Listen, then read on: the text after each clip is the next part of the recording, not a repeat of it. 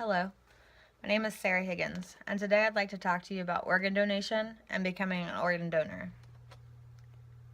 First, I'd like to start with a quote that I really enjoy on this subject.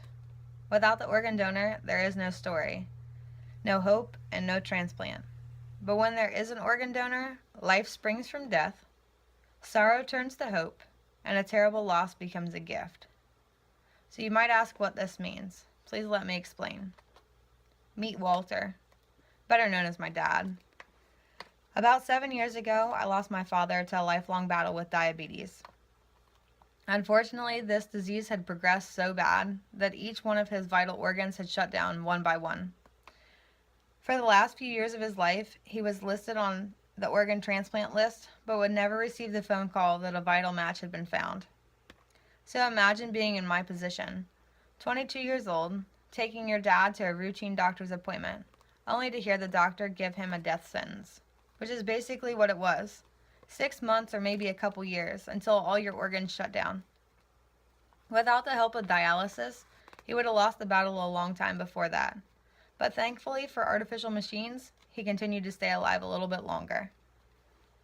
It's not only my father, though, that never received the phone call. For many on the list, they won't receive that phone call either, and they'll never be granted a second chance at life. So question, how is that fair? What if that was one of your loved ones? It's through this experience that I took it upon myself to find out all there was to know about organ donation. I wanted to know everything that I didn't because I felt clueless for being so young and having no idea what it meant to be an organ donor. I recently created a survey that I had my classmates take. Out of those 10 classmates, there's one question that shocked me, which is, if more information were available on organ donation, would you likely become an organ donor? Surprisingly, 5 out of the 10 agreed strongly, and 2 mildly agreed. So I questioned, are they not organ donors because of lack of information? Another question that I ask on the survey is, do you think of organ donation as something you do to help others? I was amazed to see that 8 out of 10 that I surveyed strongly agreed to this question. Yet I found out shortly after the survey was completed, most of those who strongly agreed aren't registered organ donors. So based on the results of my survey, I concluded that it's either lack of information or some underlying factor that I've yet to discover as to why people choose not to become an organ donor. Today I plan to share with you the information that I found in my research about becoming an organ donor. First, let me talk about why organ donation is so important.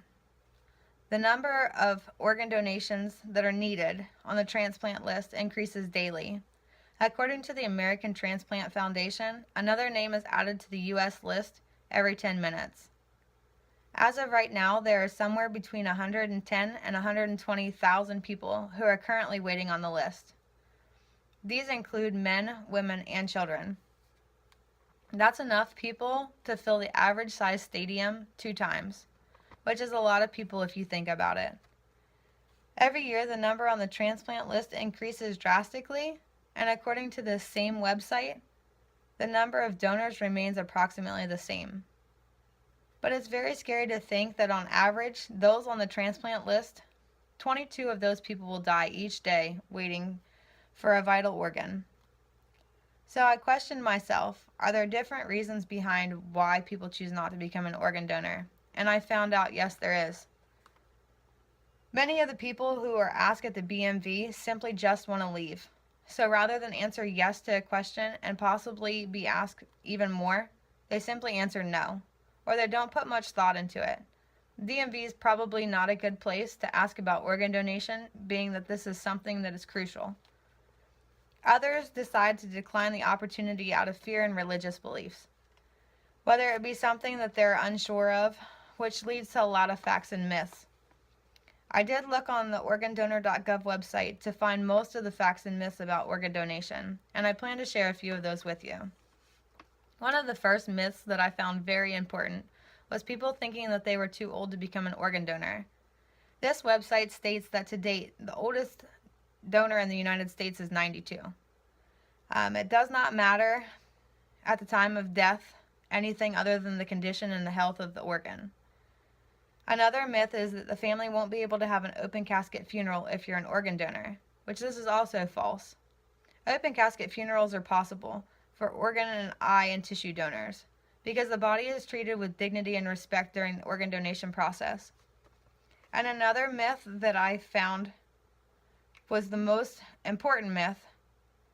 Most people believe that if they are an organ donor and they are in a hospital, the doctor will not try to save them. This is completely false. The actual fact behind this is if you're sick and injured and admitted to a hospital, the doctor will do everything to try and save your life. It is only after all life-saving methods have failed that organ donation is even a possibility. So next, I'd like to discuss how organ donation is beneficial not only to the donor but also to the recipient. You may question, how is it possible that organ donation is great for the donor? There are many different ways that organ donation is beneficial to both parties. Did you know that you could be a possible partial organ donor? You don't have to donate just at the time of your death. You can donate while you're living. According to an article published by the Florida Today, donations can help with the grieving process. So if you're questioning how this is possible, although the loss of a loved one is hard for a family, seeing another life thrive and having the ability to hear the heart of a deceased family member pump through the walls of someone else's chest actually assists in the grieving process.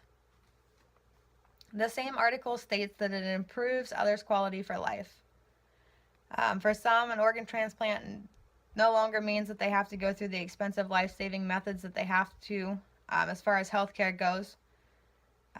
For eye and tissue transplant means that they are free from pain and they may regain sight. And one of my personal favorites is the ability to see the lives of the people that you've affected, which would be like a living tissue donor. You may donate tissue while you're alive or partial organs and then get to be around to see how you saved their life. So no one can say exactly what the world would be like if everybody was an organ donor. So let's talk about the harsh reality right now. The harsh reality is there's currently enough people on this waiting list that could fill 2 football stadiums. The small number of registered people doesn't reduce the number that is being added every 10 minutes to the list. So you have to question yourself. Would you donate if it meant to save the life of a loved one? Or would you receive donated organs if it meant to save your own life? The more people who become organ donors, for the number of people waiting, the transplant list would drastically reduce. If everybody became an organ donor, the number of lives we could save would be absolutely astonishing. Less names on the transplant list would mean a better opportunity for a faster rate of finding a vital organ. There are many people in the world who would love these organs that could enjoy more time with their families. It's amazing what happens after death, all the things that you miss out on. So becoming an organ donor is not only beneficial to one party, but it's beneficial to both, which brings me to my conclusion.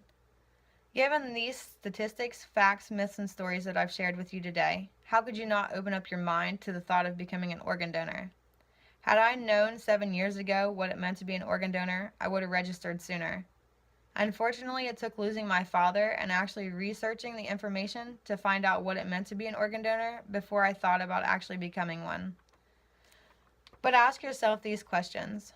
Would you consider it completely pointless to take your vital organs to the grave and let them die with you? When you have the possibility alone to save up to 8 lives? Consider the thought of one of your family members needing a transplant. Would you not want to be the one to save their life? Would you not want to receive organs donated from somebody else to save your own life? It only takes 2 minutes to save a life. Please don't think of organ donation as giving up part of yourself to save somebody else. It's actually somebody else giving up part of their life to keep you alive. There is an option to donate. You can donate live, or you can donate if a tragedy occurs upon your death.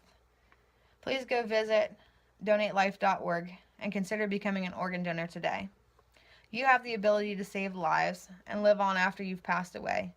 Organ donation is not biased to race, gender, or age. Become your childhood dream of being a superhero. Donate life. Thanks.